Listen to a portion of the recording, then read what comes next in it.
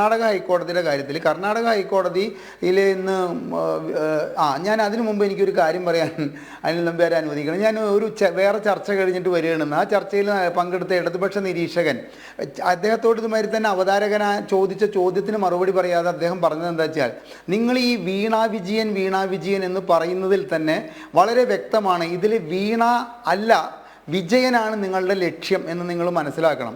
അല്ലെങ്കിൽ നിങ്ങൾ എന്തുകൊണ്ട് വീണ തായ്ക്കണ്ടി എന്നോ വീണ ടി എന്നോ ഉച്ചരിക്കുന്നില്ല എന്ന ഒരു പരാതി പറഞ്ഞുകൊണ്ടാണ് അദ്ദേഹം അത് തുടങ്ങിയത്. എനിക്ക് അങ്ങേയറ്റം ഞാനും വേറൊരു പാനലിസ്റ്റ് ഉണ്ടായിരുന്നു, നിങ്ങൾ രണ്ടുപേരും ചിരിച്ചു. എന്തുകൊണ്ടാണെന്ന് വെച്ച് കഴിഞ്ഞാൽ ഇപ്പോൾ MK ഹരിദാസിന് 2 മക്കളുണ്ട്, അനിൽ നമ്പ്യാർക്കും മക്കളുണ്ടായിരിക്കാം. നമ്മുടെ മക്കളൊക്കെ അറിയപ്പെടുക നമ്മുടെ പേരിലല്ലേ. ഇപ്പം എൻ്റെ 2 മക്കളും അവരറിയപ്പെടുക എന്തൊക്കെ ഒരു ഹോസ്പിറ്റലിൽ പോയാൽ പോലും പേര് വിളിക്കുമ്പോൾ അവരെ ഇന്ന അച്ഛൻ അല്ലെങ്കിൽ ഹരിദാസ് എന്ന് കൂട്ടിയിട്ടാണ് അവരുടെ പേര് വിളിക്കുന്നത്. അപ്പോൾ ഇതിൽ പോലും അസ്വസ്ഥരാകുന്ന ഒരു വിഭാഗമായിട്ട് ഈ CPM-ഉം CPM-ൻ്റെ നിരീക്ഷകരായി വരുന്നവർ മാറിയല്ലോ എന്ന് ആലോചിക്കുമ്പോൾ അങ്ങേയറ്റം നമുക്ക് ദുഃഖം തോന്നുകയാണ്. കാരണം ഈ വിഷയത്തിൽ കേരളത്തിലെ ജനങ്ങൾക്കുള്ള ഉത്കണ്ഠ ഇത് CMRL എന്തോ ചെയ്യട്ടെ, CMRLൻ്റെ കാര്യത്തിനെ കുറിച്ചിട്ട് നമുക്ക് CMRL മാസപ്പടി കൊടുക്കുക, അത് ഡയറിയിൽ എഴുതി വയ്ക്കുക, അവിടെയൊന്നുമല്ല.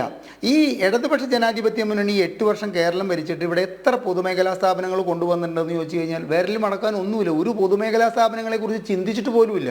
അപ്പോൾ നല്ലപ്പം കാലത്ത് ആരുടെയൊക്കെയോ സൽബുദ്ധിയുടെ പേരിൽ കൊണ്ടുവന്നിട്ടുള്ള കുറച്ച് പൊതുമേഖലാ സ്ഥാപനങ്ങൾ, അതിലത്തെ വ്യാവസായിക അടിസ്ഥാനത്തിലുള്ള പൊതുമേഖലാ സ്ഥാപനങ്ങളിൽ 42 എണ്ണത്തിൽ 28 എണ്ണം നഷ്ടത്തിലാണ് ഓടിക്കൊണ്ടിരിക്കുന്നത്.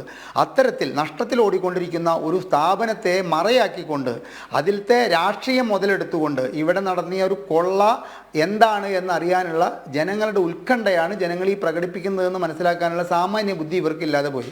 ഇവർ ഈ കർണാടക ഹൈക്കോടതിയിലായാലും കേരള ഹൈക്കോടതിയിലെ വീണ തായ്ക്കണ്ടിക്ക്, ഇനിയിപ്പോൾ ഞാനും വീണ വിജയൻ എന്ന് പറഞ്ഞുകൊണ്ട് അതിലേക്ക് രാഷ്ട്രീയത്തിൽ കലർത്തുന്നില്ല, വീണ തായ്ക്കണ്ടിക്ക് വേണ്ടിയിട്ട് KSIDC പോയപ്പോഴും ഇവരെന്താണ് പറഞ്ഞിരുന്നത്? പ്രത്യേകിച്ച് ഈ AK ബാലൻ എന്ന് പറയുന്ന മുൻ മന്ത്രി, അദ്ദേഹം ഒരു നിയമമന്ത്രി കൂടിയായിരുന്നു. അദ്ദേഹം എന്താ പറഞ്ഞുകൊണ്ടിരുന്നത്? ഏത് അന്വേഷണത്തെയും ഞങ്ങൾ സ്വാഗതം ചെയ്തു, ഒരു അന്വേഷണത്തെയും ഞങ്ങൾ തടസ്സപ്പെടുത്തില്ല.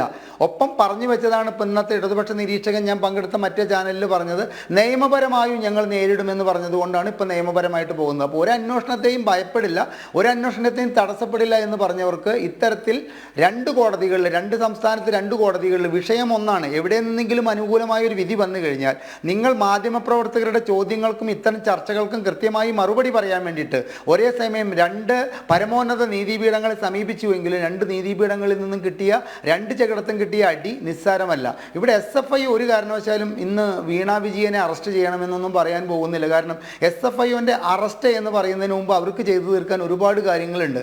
ഇന്ത്യയിൽ SFIO എടുത്ത കേസുകളിൽ ശിക്ഷിക്കപ്പെട്ടവരുടെ എണ്ണമൊക്കെ വളരെ കുറവാണ്. ഒരുപക്ഷെ ഇവിടുത്തെ ഇടതുപക്ഷ പ്രതിനിധി പറയാൻ പോകുന്നത് അതായിരിക്കാമെന്ന് മുൻകൂട്ടി ഞാൻ പറയുന്നു. തീർച്ചയായിട്ടും ഇത് CRO company registrar of office എന്ന് പറഞ്ഞിരിക്കുന്നത് എന്താണ്?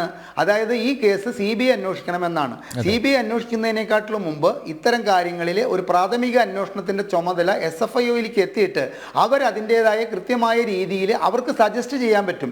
ഇത് ED അന്വേഷിക്കണം, ഇത് CBI അന്വേഷിക്കണം എന്നൊക്കെ അവർക്ക് സജസ്റ്റ് ചെയ്യാൻ വേണ്ടിയിട്ടാണ് ഇത് വളരെ നമ്മൾ ലോ ലെവലിൽ ഈ കേസിനെ കൊണ്ടുപോകുന്നത് എന്നാണ് ഞാൻ മനസ്സിലാക്കിയിരിക്കുന്നത്. അപ്പോൾ ഇന്നൊരു അറസ്റ്റൊന്നും നടന്നില്ലല്ലോ, അല്ലെങ്കിൽ അറസ്റ്റ് ഉണ്ടാകുമെന്നുള്ളൊരു ധ്വനി പോലും കോടതിയുടെ ഭാഗത്ത് ല്ലോ. ഇതൊക്കെയാണ് ഇപ്പോഴത്തെ ചാനൽ ചർച്ചകളിലും അതുപോലെ തന്നെ സമൂഹ മാധ്യമത്തിലും കാണുന്നത്. അതൊന്നും അർത്ഥമുള്ള കാര്യമല്ല. കാരണം ഇന്ന് ഇത്തരം ഒരു കേസ് കോടതിയിൽ എത്തിയതും കർണാടക ഹൈക്കോടതി ഇവരെ പിടിച്ച് അറസ്റ്റ് ചെയ്യുന്നു അതൊന്നും പറയാൻ ഒരിക്കലും പോകുന്നില്ല എന്നുള്ളത് സാമാന്യ ബുദ്ധിയുള്ള എല്ലാവർക്കും അറിയാം. പക്ഷേ ഇതിനെ പൂർണ്ണമായിട്ടും പറയുന്നത് എന്താ? തൃശ്ശൂർ സുരേഷ് ഗോപിക്ക് വിജയിക്കാൻ വേണ്ടിയിട്ടുള്ള ഒരു കെണി ഒരുക്കലാണ് ഈ കേസ് ഇപ്പോൾ കുത്തിപ്പൊങ്ങിയിട്ടുള്ളത്. 4 മാസം കഴിഞ്ഞാൽ ഈ കേസിൻ്റെ അതായത് മെയ് ജൂണോടുകൂടി ഈ കേസിൻ്റെ എല്ലാ കാര്യങ്ങളും കഴിയും. കാരണം ഇതിന് ആവശ്യമായ തെളിവുകളില്ല. ആവശ്യമായ തെളിവുകൾ ഇപ്പോൾ SFIO ആവശ്യപ്പെട്ടിരിക്കുന്നത് വീണ വിജയനോടാണ്. നിങ്ങൾ എന്ത് സേവനം നൽകിയിട്ടാണ് ഇവരിൽ നിന്ന് ഈ 1,72,00,000 രൂപ CMRL നിന്ന് കൈപ്പറ്റിയിരിക്കുന്നത്? അതിപ്പോൾ ചാനൽ ചർച്ചകളിലെ ഇടതുപക്ഷ സഹയാത്രികർ പറഞ്ഞതുകൊണ്ടായില്ലല്ലോ. ടാലിയും അതുമാതിരി തന്നെ വിൻഡോയും മറ്റതും ഇതൊക്കെ കൊടുത്തിട്ടാണെന്ന് പറഞ്ഞതുകൊണ്ട് കോടതിക്കോ അല്ലെങ്കിൽ SFIOക്കോ അതൊന്നും ബോധ്യമാവില്ലല്ലോ. അപ്പോൾ അത്തരം ഒരു സാഹചര്യത്തിൽ വീണ വിജയനാണ് തെളിവുകൾ കൊടുക്കേണ്ടി വരിക. ഇപ്പോൾ നമ്മളിൽ നിന്നൊക്കെ മറച്ചു വെച്ച കൃത്യമായിട്ട് പറഞ്ഞ ശ്രീ അനിൽ നമ്പ്യാർ ചെരങ്ങ് നുള്ളി സമുദ്രമാക്കുക എന്ന് എൻ്റെ നാട്ടിന് പുറത്തൊരു ചൊല്ലുണ്ട്. അതായത് അതായത് നിസ്സാരമായൊരു പ്രശ്നം. നിങ്ങൾ വലതുപക്ഷ മാധ്യമങ്ങൾക്കൊന്നും കൊടുക്കണ്ട, കൈരളിക്കോ അല്ലെങ്കിൽ ദേശാഭിമാനിക്കോ ഇവർ ആ എഗ്രിമെന്റിലത്തെ ആ ഒരു ക്ലോസ് എടുത്തിട്ട് കൊടുക്കട്ടെ. അതായത് ഇത് ഒരു സേവനത്തിന് ഞങ്ങൾ 1,72,00,000 രൂപയ്ക്ക് വീണ തായ്ക്കണ്ടിയുമായിട്ടോ അല്ലെങ്കിൽ വീണ വിജയനുമായിട്ടോ ഒരു കരാർ ഒപ്പിട്ടു എന്നുള്ള ആ ഒരു ഭാഗം കൊടുത്തു കഴിഞ്ഞാൽ തീരുന്നൊരു പ്രശ്നമാണ്. ഇപ്പോൾ എൻ്റെ അറിവിൽ ഇത് ജനം TV തന്നെ ഏകദേശം 16ാമത്തെ പ്രാവശ്യമാണ് ചർച്ച ചെയ്യുന്നത്. ഞാൻ ഇത്തരം ഒരു ചർച്ചകളിൽ 10-20 പ്രാവശ്യം ഇതൊന്നും വരില്ല. അപ്പോൾ ഹാജരാക്കാനുള്ള തെളിവുകൾ നാളെ കൊണ്ടുവരേണ്ടത് ആരാണ്? വീണ വിജയൻ ഹാജരാക്കണം. അതിന് മണിക്കൂറിന് 5 ലക്ഷം രൂപ പ്രതിഫലം വാങ്ങുന്ന അഭിഭാഷകരെയൊന്നും ഹാജരാക്കിക്കൊണ്ടൊന്നും അത് നടക്കില്ല.